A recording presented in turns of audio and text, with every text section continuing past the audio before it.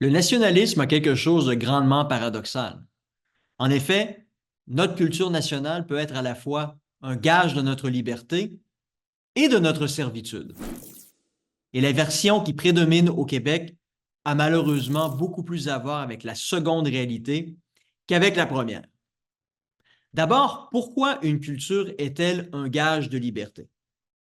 Eh bien, une culture constitue d'abord un filtre d'interprétation du monde qui nous entoure, par son langage, ses coutumes, ou ces normes, elles nous permettent d'évaluer le monde autour de nous en nous enseignant ce qui est valable de ce qui l'est moins, ce qui nous permet par la suite de faire des choix que nous pourrons juger comme étant acceptables. Notre culture, qui est évidemment celle dans laquelle nous avons grandi, est une condition sine qua non à notre capacité à vivre une vie normale, d'où la raison pour laquelle les cultures se doivent d'être reconnues.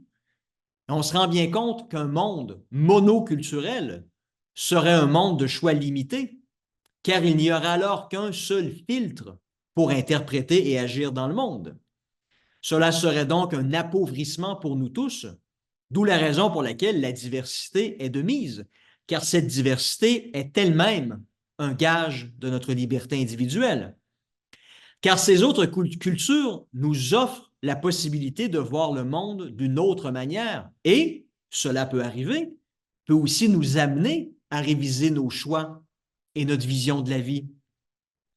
Plus précisément ici, l'immersion dans une autre culture nous confrontera à cet autre filtre, donc à des valeurs différentes, une manière de vivre qui diverge de celle dans laquelle nous avons grandi, à d'autres manières de concevoir ce qui est socialement acceptable de ce qui ne l'est pas. S'ouvrir à une autre culture, c'est s'ouvrir à un autre monde. C'est la capacité de remettre en question ce que l'on croyait jadis comme étant valable, mais qu'on arrive à critiquer une fois que nous nous retrouvons exposés à un autre filtre. Et seuls les expatriés sont réellement en mesure de comprendre en quoi consiste ce choc culturel. Car oui, l'expression est bien choisie. Il s'agit bel et bien d'un choc lorsque nos croyances sont remises en question. Donc, vous voyez bien ici à quel point une culture est une condition de notre liberté, de notre capacité à faire des choix. Car qui dit faire des choix dit capacité à interpréter la valeur de ces choix. Plus grand sera le nombre de filtres auxquels vous avez accès et plus grand sera alors votre capacité à faire des choix. Mais pour ce faire, notre culture d'origine se doit d'être à notre service. Elle doit faire en sorte de nous donner les outils nécessaires qui nous permettront de faire ces choix, ce qui passera par l'apprentissage de plusieurs langues, en plus de la langue nationale, de nous offrir la possibilité de voir ce qui se passe réellement ailleurs par le biais des grands médias, à valoriser les échanges interculturels, bref, à ne pas nous présenter systématiquement le monde extérieur comme étant une menace. Le cas échéant, l'individu se retrouvera prisonnier de sa culture, ce qui l'empêchera alors d'acquérir et d'exprimer sa liberté. C'est ça le dôme, vivre sa vie en étant isolé du monde extérieur et en pensant de manière erronée que notre monde est le meilleur. Cette chambre d'écho nationale caractérise très bien le Québec, où tout ce qui n'est pas typiquement québécois est perçu comme une menace potentielle. Ah, ces Canadiens anglais, tapis dans l'ombre, qui ne cherchent qu'à nous assimiler. Ah, ces Américains, tous des conservateurs amateurs d'armes à feu. Ah, l'immigrant, cet étrange personnage qui cherche à nous imposer ses coutumes. Quel est le résultat de pareilles relations avec le monde extérieur? Ben, une société stagnante, incapable de se remettre en question, une société qui se meurt.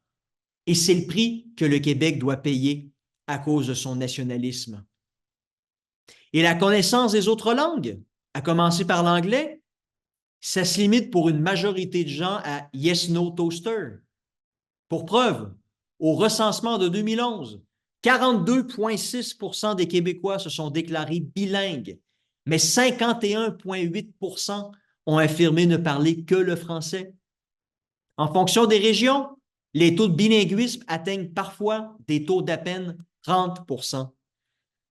Quant à l'ouverture sur le monde, vous le savez comme moi, les médias traditionnels préfèrent faire leur une avec des nouvelles locales, reléguant les nouvelles internationales aux pages qui se situent entre les petites annonces et celles des nécrologies. Y a-t-il une seule émission au Québec qui discute sérieusement de ce qui se passe dans le monde? Non. Qu'est-ce que vous avez plutôt? La joute, la poule aux œufs d'or et la grand-messe du dimanche soir. Avec pour résultat que le Québécois lambda en sait autant sur ce qui se passe en Afrique ou en Asie qu'un Nord-Coréen du capitalisme. Le Québec génère donc une culture fermée sur elle-même, et vous en êtes les premières victimes. C'est à se demander pourquoi il en est ainsi alors qu'une multitude d'autres sociétés aux langues beaucoup plus fragiles n'hésitent pas, elles, à donner à leurs citoyens les outils qui leur permettront de devenir des individus libres. Quels acteurs profitent ainsi de votre asservissement? Il suffit de vous demander lesquels en bénéficient le plus pour répondre à la question. Le nationalisme domien sert bien les intérêts de ceux qui en ont fait une marque de commerce. Car on le sait, il est bien plus facile de contrôler un esprit fermé qu'un esprit libre.